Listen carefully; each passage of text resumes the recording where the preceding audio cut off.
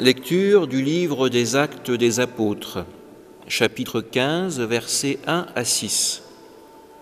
En ces jours-là, des gens venus de Judée à Antioche enseignaient les frères en disant « Si vous n'acceptez pas la circoncision, selon la coutume qui vient de Moïse, vous ne pouvez pas être sauvés. » Cela provoqua un affrontement ainsi qu'une vive discussion engagée par Paul et Barnabé contre ces gens-là.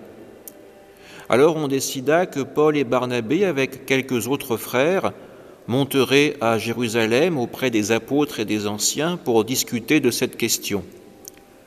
L'église d'Antioche facilita leur voyage. Ils traversèrent la Phénicie et la Samarie en racontant la conversion des nations, ce qui remplissait de joie tous les frères.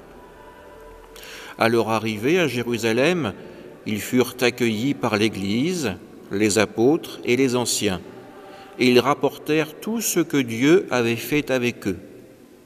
Alors quelques membres du groupe des pharisiens qui étaient devenus croyants intervinrent pour dire qu'il fallait circoncire les païens et leur ordonner d'observer la loi de Moïse. Les apôtres et les anciens se réunirent pour examiner cette affaire. Parole du Seigneur.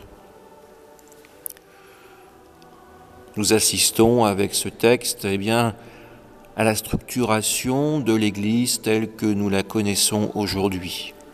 Et la question qui se pose, c'est pour suivre Jésus, pour se reconnaître chrétien, faut-il recevoir la circoncision ou alors simplement le fait d'accueillir Jésus comme Fils de Dieu, comme le ressuscité et notre Sauveur, suffit-il à devenir croyant, membre de l'Église ?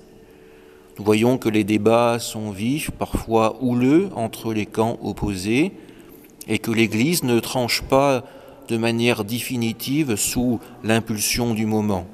Elle se retire pour prier, pour réfléchir et demander à Dieu quel chemin suivre dans l'accueil des croyants.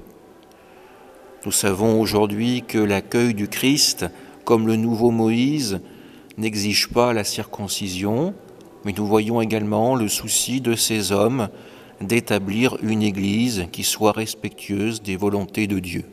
Amen.